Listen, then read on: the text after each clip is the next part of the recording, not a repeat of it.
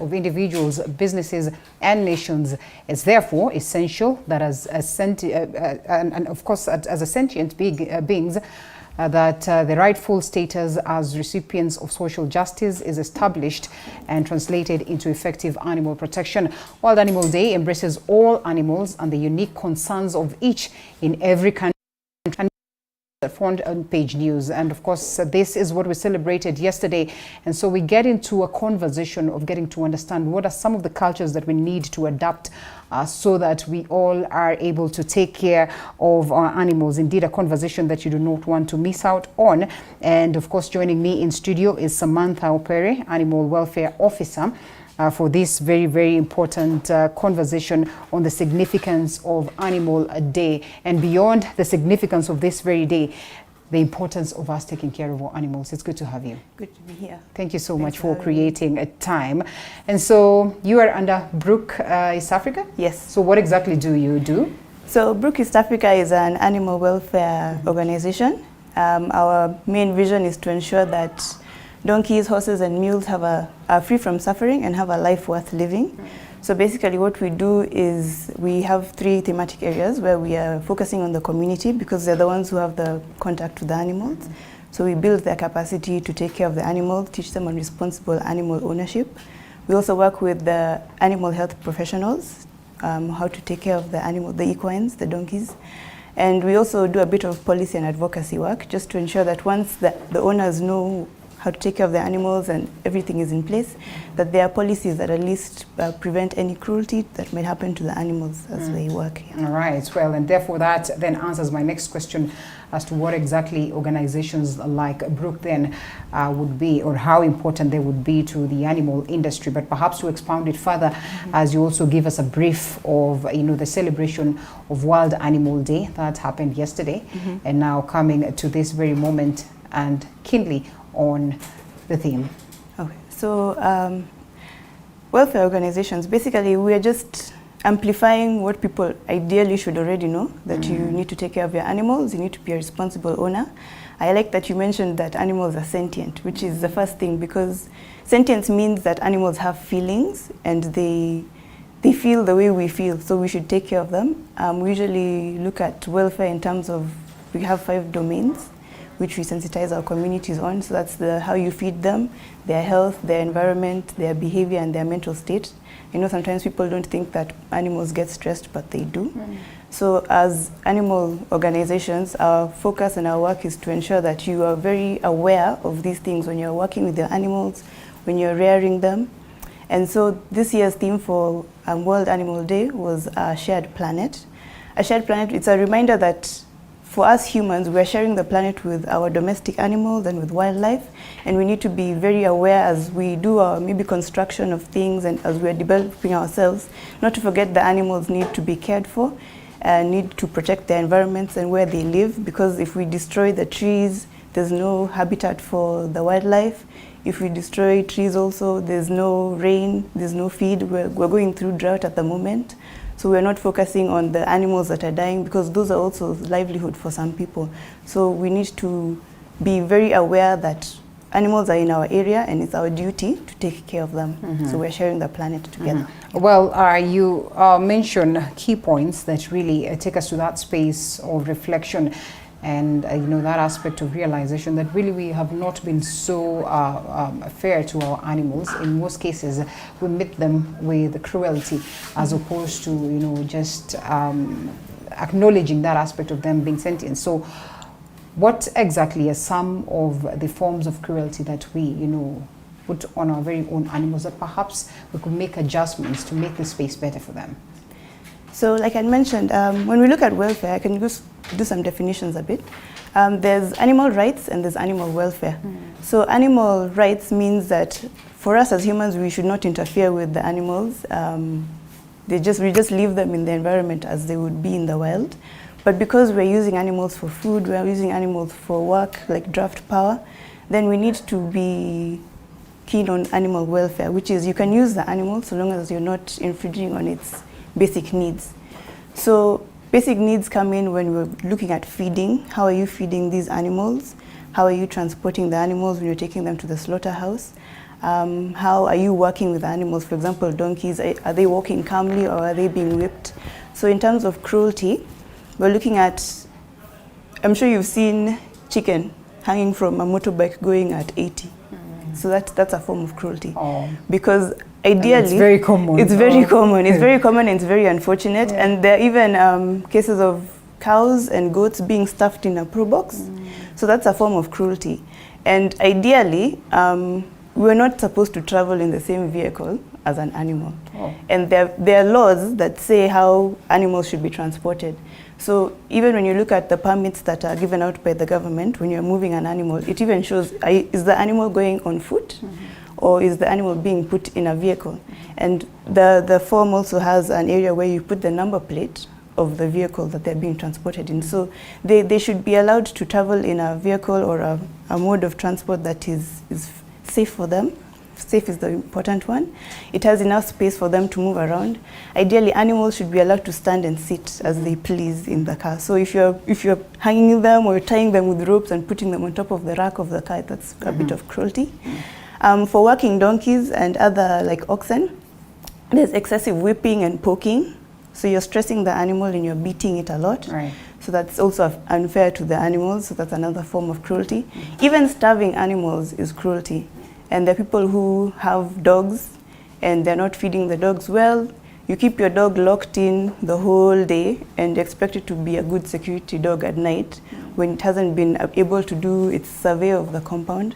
So that's also it's a form of cruelty. Because just how much are we privy to this information in terms of sensitization, in terms of civic education? Because you realize that, I'll tell you, a majority of people that I know of that have reared these animals but have zero idea on whether they're supposed to get permits, they have zero idea on what are some of the environments that they're supposed to have these animals on. Well, let's say it's 50-50. There are some people who know, because there's no day that you'll go to a vet office and miss someone coming for a movement permit for an animal. And then there are people who don't know. So it's a 50-50 kind of thing. So that's why we're here, to just raise that awareness, to keep reminding people that there are some things you need to do. There are some laws. You need to be a responsible animal owner, making sure your animal is vaccinated. You need to make sure that the animal is properly transported when you're taking it to a different location. You need to ensure that your animal has, it has feelings and it feels loved and not just always constantly being abused. So there's a lot of work to be done, but we are not like at zero completely. Yeah. And so where are we as a country? We're somewhere. Okay. Yeah. How somewhere is somewhere? How somewhere is somewhere. Yeah. Okay, in terms of, I think we still have a lot of work to do in terms of sensitization. For first the general public and the owners of animals, for the security people, so the police and chiefs. There are some who know and there are some who will do something about it, and some who are not really aware of which laws they can use in case they find animals being abused.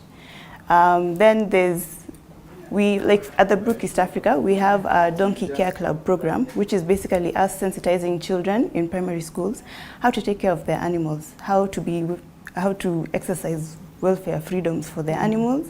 And the reason for doing this is because we want to have a generation that grows up knowing that they need to be kind and take care of animals in a certain way.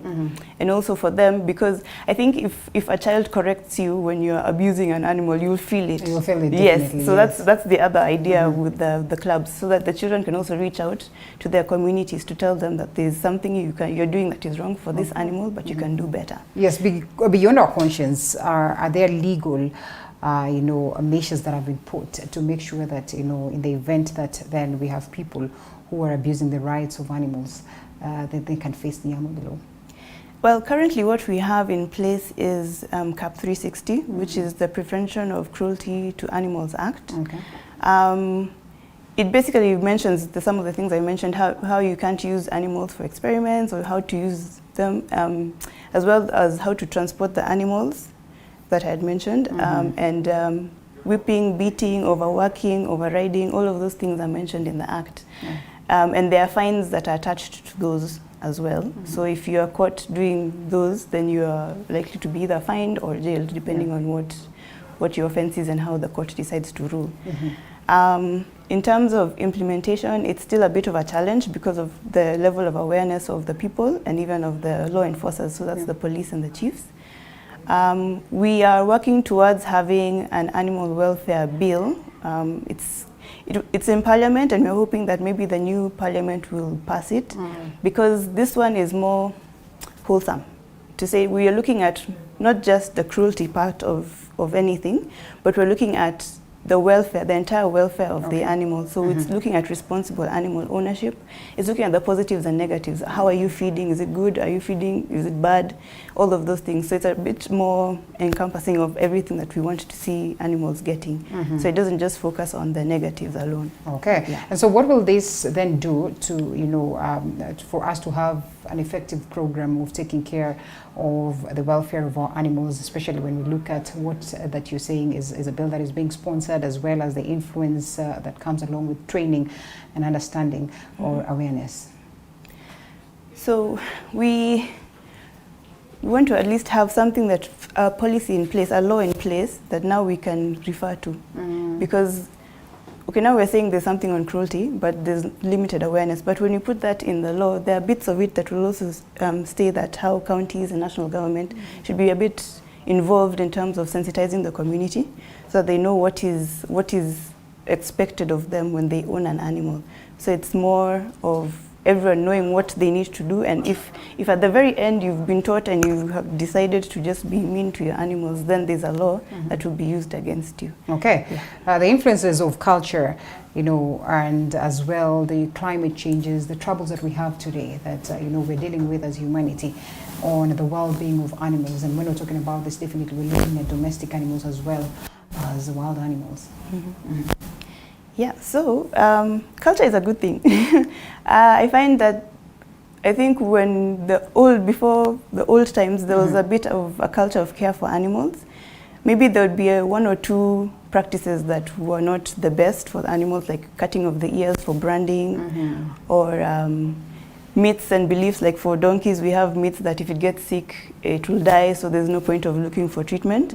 So those are the small bits of the culture that we want to demystify, in terms of donkeys do get sick and they can be treated and they can recover. But overall, generally, I think African culture has some form of care for animals. So we just want to amplify that the care is good, and then minimize on the negative parts that we don't want. In terms of the climate now, I think climate change is a big thing at the moment, and we are struggling to get food even for ourselves.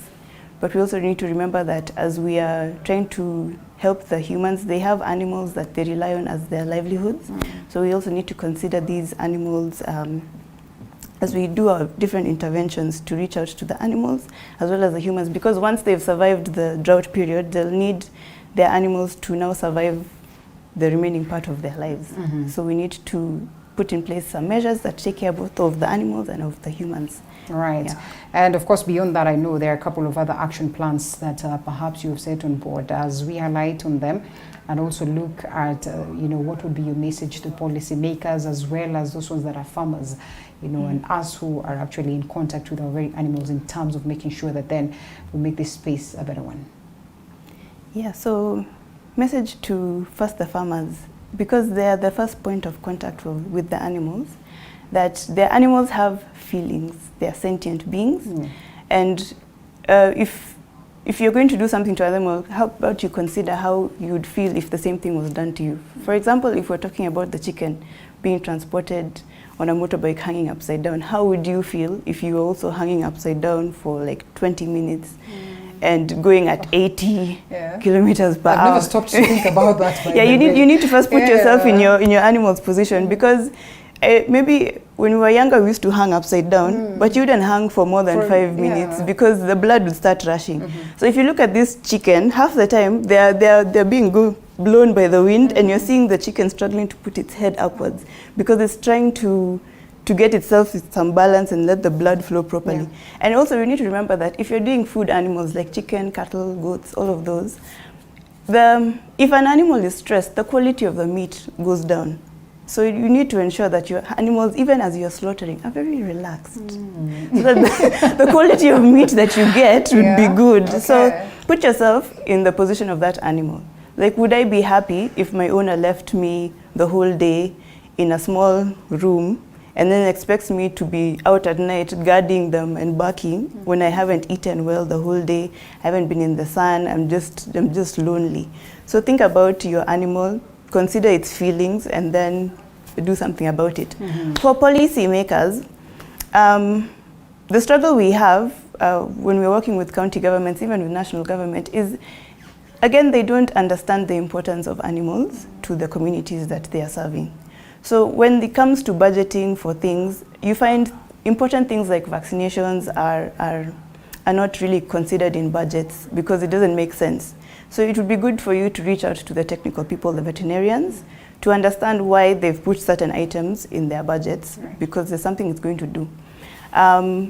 Also, if there are issues we have sometimes with closing of markets, of livestock markets. So you have a vet might close a market because there's a disease outbreak in the area.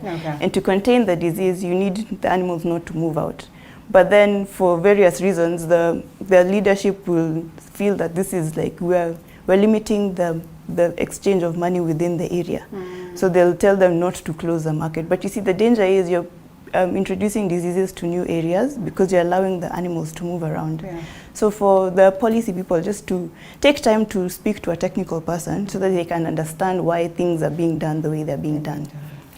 And also just to allocate resources to the vet department, so it would be very useful for the animals. All right, Samantha Upere, thank you so much for speaking to us this morning. In 30 seconds, your parting shot, in as much as I know you've already spoken to the policy makers and to the farmers and to all of us.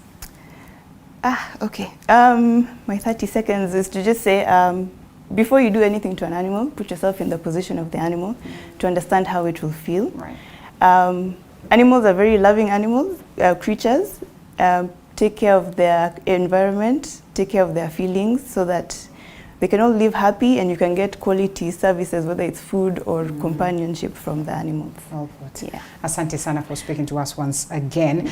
Animal welfare officer from the Brook East Africa entity. It was good having you, Samantha Upere. Quite short a moment, but then again should be instrumental, and the conversation is still on. We do not stop until we get it right. And we shift gears a bit as we get to hit the kitchen for Testy Wednesday.